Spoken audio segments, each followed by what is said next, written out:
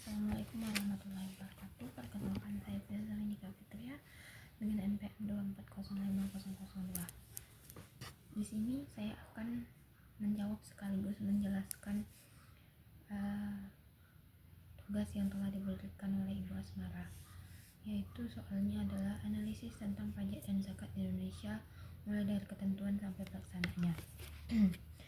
Di sini saya akan menjelaskan bahwa pajak dan zakat adalah dua bentuk penggunaan keuangan yang memiliki peran penting dalam perekonomian Indonesia. Keduanya memiliki ketentuan dan pelaksanaan yang berbeda.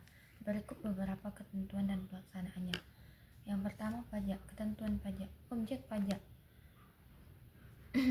Pajak di Indonesia dikenakan pada berbagai objek seperti pendapatan kekayaan dan transaksi tertentu.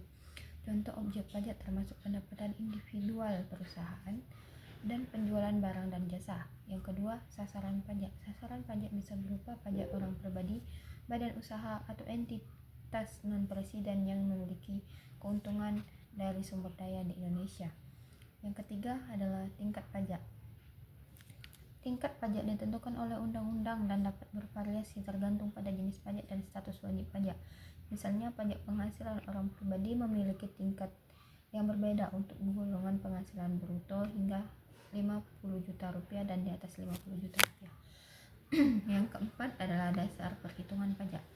Dasar penghitungan pajak biasanya adalah jumlah pendapatan atau keuntungan yang diperoleh dalam 1 tahun pajak. Pelaksanaan pajak. Yang pertama adalah perhitungan dan pelaporan. Wajib pajak diwajibkan untuk menghitung dan melaporkan dan membayar pajak sesuai dengan ketentuan yang berlaku. Ini dilakukan melalui surat pemberitahuan atau SPT yang disampaikan ke kantor pajak.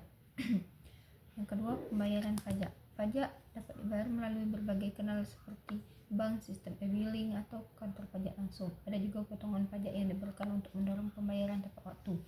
Yang ketiga, pengawasan dan penegakan hukum. Direktorat Jenderal Pajak bertanggung jawab untuk mengawasi kepatuhan terhadap peraturan pajak dan menegakkan hukum jika terjadi pelanggaran. Ketentuan dan pelaksanaan zakat. Ketentuan zakat. Objek zakat. Zakat dikenakan pada harta tertentu yang mencapai nisab atau batas maksimum dan telah dimiliki selama 1 tahun hijriah.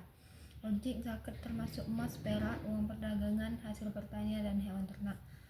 Yang kedua, persentase zakat. Persentase zakat yang harus dibayar bervariasi tergantung pada jenis objek zakat. Misalnya, zakat emas adalah 22,5%, sedangkan zakat hasil pertanian bisa berkisar antara 5% hingga 10%.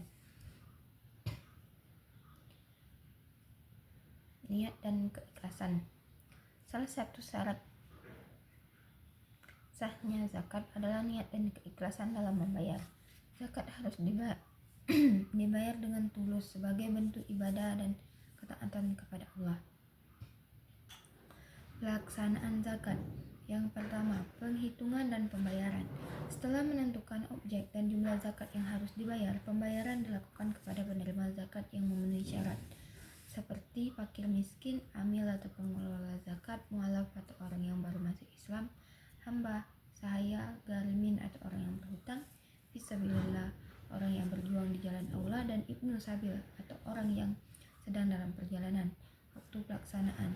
Zakat idealnya dibayar pada bulan Ramadan, terutama malam 15 Ramadan atau Lailatul Qadar. Tetapi bisa juga dibayar kapan saja selama tahun hijrah jika tidak mempengaruhi keikhlasan. Yang pengawasan. Pengawasan pelaksanaan zakat dilakukan oleh Badan Pengelolaan Zakat atau BPK yang bertugas mengumpulkan, mendistribusikan, dan mengelola zakat sesuai dengan ketentuan syariat. Kesimpulannya adalah baik pajak maupun zakat memiliki peran yang penting dalam sistem ekonomi dan sosial Indonesia. Cukup sekian jawaban dan penjelasan dari saya. Saya akhiri. Assalamualaikum warahmatullahi wabarakatuh.